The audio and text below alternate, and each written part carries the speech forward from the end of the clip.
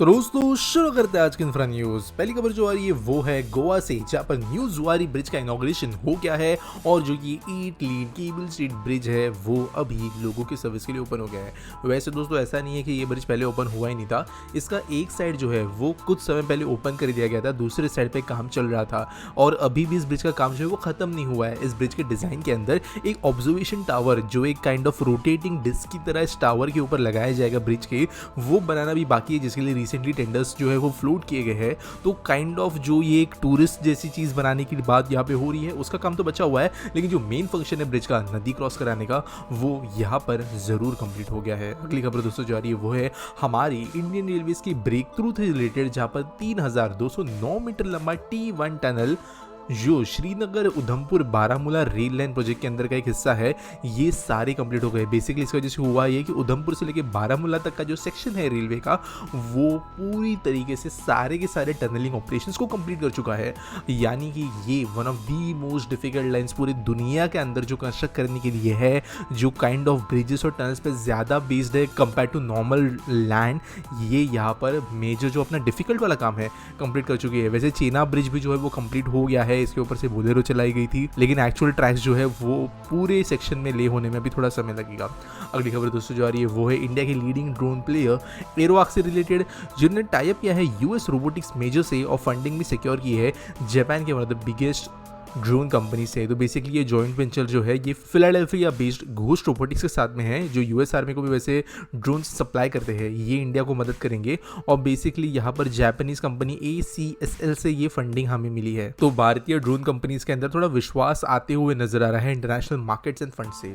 अगली खबर दोस्तों वाली कलकत्ता के न्यू टाउन डेवलपमेंट अथॉरिटी से, जिन्होंने कहा है कि वो डेवलप करेंगे पार्किंग स्पेस ई रिक्शॉस, टोटोस और कैब्स के लिए जो कि ऐप बेस्ड होंगे। तो बेसिकली यहाँ पर डिसाइड किया गया है हाउसिंग कॉम्प्लेक्स जे न्यूटन के पास में ही बन रहा है, वहाँ पर ये काम किया जाएगा। 30 लाख रुपए का प्रोजेक्ट होगा। बेसिकली आप कह सकते हो एक रोड एरिया ही होगा, पार्किंग टाइप एरिया होगा, ये सारे अलग अलग व्हीकल्स के लिए। अगली खबर दोस्तों जो आ रही है वो है सिलीगुड़ी म्युनिसिपल कॉर्पोरेशन से, जिन्होंने कहा है कि जो सारे के सारे private television and internet service providers है वो काम शुरू कर दे सारे के सारे केबल्स को अंडरग्राउंड ले जाने के लिए। साथ साथ जो स्टेट पावर सप्लाई एजेंसी है इनको भी ये काम दिया गया है। बेसिकली इसका मतलब ये है कि आप जानते हो कि केबल वाले इंटरनेट वाले जो है वो इधर उधर से कैसे बिल्डिंग्स पे वायर फेंकते हैं, जिसकी वजह से ऑब्वियसली वायर्स का जो है जाल हमारे शहरों के अंदर बिछ चुका है। यहाँ पे बिजली के वायर्स का भी इशू है, तो स्टेट गवर्नमेंट की जो पावर सप्लाई कंपनी है वो तो इसके ऊपर काम शुरू कर ही रही है, लेकिन यहाँ पे जो इंटरनेट और केबल वाले हैं उनको भी ये काम दे दिया गया है कि आप अपने अपने केबल्स को अंडरग्राउंड ले जाइए। वैसे अगर वो नहीं करते तो उसको कोई फाइन मिलेगा, एक्शन मिलेगा, इसके बारे में कुछ बात हुई नहीं है, लेकिन अभी इंस्ट्रक्शंस बेसिक लेवल पे दिए गए हैं। अगली खबर दोस्तों जा रही है वो है इंडियन मैन्युफैक्चरिंग मार्केट से, जिसके बारे में कुछ रिपोर्ट्स आई है और इनके अनुसार साल 2025-26 तक ये जो पूरा हमारे देश का मैन्युफैक्चरिंग क्लस्टर इंडस्ट्री है ये $1 ट्रिलियन की वैल्यू रखेगा। ये ऑब्वियसली एक बड़ी बात है। भारत के अंदर ऑटोमोटिव हो गया, ये दूसरे छोटे मोटे मैन्युफैक्चरिंग चीज़ें हो गई, ये यहाँ पर बड़े लेवल पर हो रही है। इलेक्ट्रॉनिक्स में ग्रोथ है, दूसरे इंडस्ट्रीज में भी ग्रोथ है। इसकी वजह से ये 1 ट्रिलियन मार्क पार करने वाला one of the only country जो कि दुनिया के अंदर जो मैन्युफैक्चरिंग के ऊपर इतना बड़ा पैसा बना पा रही है। अगली खबर दोस्तों आ रही है वो है टेक्समैको से रिलेटेड, जहां पर इस कंपनी ने ऑर्डर जीते हैं 1375 करोड़ रुपीस के रेलवे बोर्ड की तरफ से, और इस ऑर्डर के अंतर्गत 3400 बॉक्स NS वैगन्स बनाने का काम ये ट्रेन कंपनी करेगी। यहाँ पर बेसिकली मालगाड़ी के डिब्बे बनते हैं और ये कंपनी को बहुत बड़ा ऑर्डर यहाँ पे मिल गया है रेलवे की तरफ। अगली खबर दोस्तों जो आ रही है वो है नागपुर से, जहाँ पर इन्फोसिस ने इनॉग्रेट किया है अपना एक न्यू डेवलपमेंट सेंटर और यहाँ पर वो कई सारे काम करेंगे। यहाँ पर AI, डिजिटल इंडस्ट्रीज जैसे कि telecommunications, banking, retail, aerospace, automobile, logistics, manufacturing, सब जगह पे जहाँ पे इन्फोसिस काम करती है उनके अंदर यहाँ पे ये लोगों को उसके ऊपर काम करवाएंगे। कंसल्टिंग का काम भी यहाँ पर किया जाएगा। Basically state of the art centre जो है वो मिहान स्पेशल इकोनॉमिक जोन के अंदर बना है। 2,65,000 स्क्वायर फीट पे ये फैला हुआ है। 230 करोड़ रुपए यहाँ पर इन्फोसिस ने इन्वेस्ट किए हैं। वैसे दोस्तों यहाँ पर ऐसे नहीं कि डायरेक्ट लोगों को हायर किया जाएगा, एक स्किलिंग प्रोग्राम भी रखा गया है ताकि लोग अगर इतने स्किल्ड नहीं है यहाँ पर काम करने के लिए तो उनको स्किल करा के फिर काम पर रखा जा सके। अगली खबर दोस्तों जो आ रही है वो हमारी इंडिया के डिफेंस सिस्टम से रिलेटेड है, जहाँ पर आकाश मिसाइल्स का टेस्ट एक तरीके से किया गया है, जहां पर एरियल टारगेट्स को साइमल्टेनियसली टारगेट किया गया 25 किलोमीटर के रेंज में। बेसिकली 4 टारगेट्स को एक साथ टारगेट किया गया है यहाँ पर, और ये सारे एरियल टारगेट्स थे। तो अच्छी से कैसी तो अच्छी खासी कैपेबिलिटी यहाँ पर नजर आ रही है। अगली खबर दोस्तों जो आ रही है वो है मुंबई से, जहाँ पर बेटर हाउसिंग इंफ्रास्ट्रक्चर और रोबस्ट ट्रांसपोर्ट फैसिलिटीज़ प्रोवाइड कराने के लिए गवर्नमेंट ने किया है डिसाइड कि वो थर्ड मुंबई सिटी बनाएंगे। तो ये थोड़ी पुरानी खबर हो चुकी है। Basically Navi Mumbai international airport के पास में नैना के नाम से एक टाउन प्लान किया गया था। यही प्लान जो है एक्सपांड होते हुए ये थर्ड मुंबई है, जो एक बहुत ही ज़्यादा बेहतरीन तरीके से डेवलप्ड न्यू सिटी होगी। अब वैसे नवी मुंबई एक शाइनिंग एग्जाम्पल है कि कैसे आप विद इन फ्यू डेकेड्स एक प्रॉस्परस और हेल्दी सिटी बना सकते हो, जो बहुत बड़ी इकोनॉमी होस्ट करती हो। प्लानिंग की सबसे भी काफ़ी अच्छी है। यह एक और मौका है मुंबई के पास में एक और नई सिटी बनाने का। अगली खबर दोस्तों जो आ रही है वो है झारखंड से, जहाँ पर एक इम्पैक्ट किया गया है पेप्सिको के एक यूनिट को बनाने के लिए। जो इंडस्ट्रीज़ के मिनिस्टर है यहाँ के, उनके ज़रिए काम हुआ है। न्यू इंडस्ट्रियल पॉलिसी के अंतर्गत यहाँ पर कई इंस्टीट्यूशंस जो है अभी आके फैक्ट्रीज लगाने के लिए बात कर रही है। और जो कंपनीज है जमशेदपुर से भी बाहर जा रही है, जो पहले एक अकेला सेंटर हुआ करता था।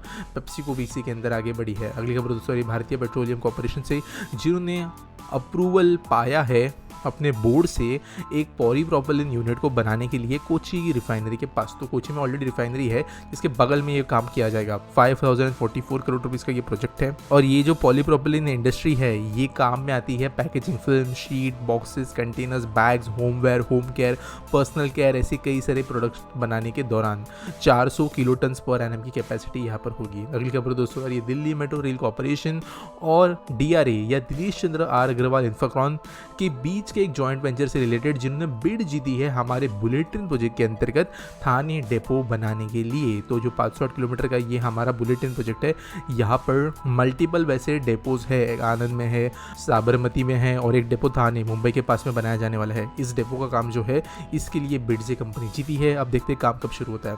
अगली खबर दोस्तों ये मुंबई म्यूनिसिपल कॉर्पोरेशन से, जिन्होंने फाइनलाइज किया है कुछ इंफ्रास्ट्रक्चर फर्म्स को। वैसे 4 इंफ्रास्ट्रक्चर फर्म्स को फाइनलाइज किया गया है second phase of Mumbai coastal road project को बनाने के लिए। और ये जो प्रोजेक्ट है ये वर्सोवा को वेस्टर्न सबर्ब्स ऑफ दहीसर से लेके विरार तक कनेक्ट करेंगे।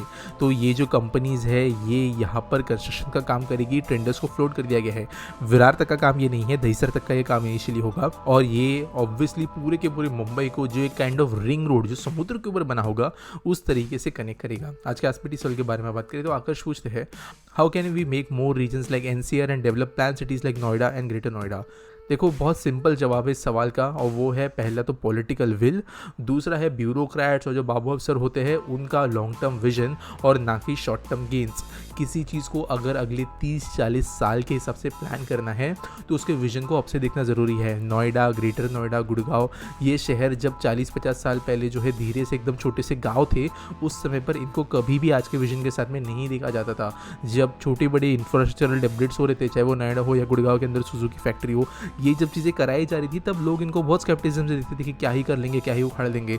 लेकिन जो विजन है जब बड़े लेवल पे था, उसको विजन को अकॉर्डिंगली फंडिंग मिली, उस विजन के अंदर जब लोगों को अपॉइंट किया गया वो काम करने के लिए और उन्होंने अपना काम ढंग से किया, तब जाकर ये शहर बने। ये सेम चीज़ जो है सिर्फ और सिर्फ इन रीजन्स के साथ में नहीं है, नवी मुंबई के अंदर भी जो यहाँ के प्लानर्स थे, सिडको बनाने का जो विजन था, ये चीज़ें काम में आई। सेम चीज़ जो है चंडीगढ़ के जो अब कॉलोनियल डिज़ाइनर्स थे उनकी तरफ में भी थी। और जो भी प्लान सिटीज़ बन रहे, चाहे अभी के डेट में गिफ्ट वगैरह हो, ढोलेरा हो, ये इस तरीके से ही बन पा रही है। और इसके पीछे जैसे मैंने कहा 2-3 ही मेन रीजंस होते हैं, ब्यूरोक्रेट्स की विल, ब्यूरोक्रेट्स का लॉन्ग टर्म विजन और पॉलिटिकल कमिटमेंट उन चीज़ों को फंड करने के लिए इनिशियल डेज पे। क्योंकि जो ये सिटीज़ बनती है ये कभी भी इनिशियली प्रॉफिटेबल नहीं बन पाती in terms of tax revenue का ही। ये जितना पैसा ये ले लेती है ऐसे रोड्स बनाने के लिए, ऐसी बिल्डिंग्स और यूटिलिटी इंफ्रास्ट्रक्चर बनाने के लिए जो बिल्कुल भी यूज़ ठीक से हो नहीं पाते, अंडर यूटिलाइज रहते हैं कई सालों तक, ये कराने के लिए पॉलिटिकल विल चाहिए। लेकिन ये चीज़ें जब एक बार वो मशीन चलने लगती है सिटी बनने की, तो उसके बाद में गवर्नमेंट को बिना कुछ किए यहाँ पर अपने आप एक मेगा सिटी डेवलप होते हुए दिखती है, जहाँ पर इनको सिर्फ प्लानिंग और दूसरी चीज़ों पर ध्यान देना पड़ता है। उम्मीद करता हूँ आपको सवाल का जवाब मिल गया होगा। आपके पास कोई सवाल है आप नीचे मुझे कमेंट सेक्शन में ज़रूर पूछ सकते हो और मिलेंगे अगली वीडियो में।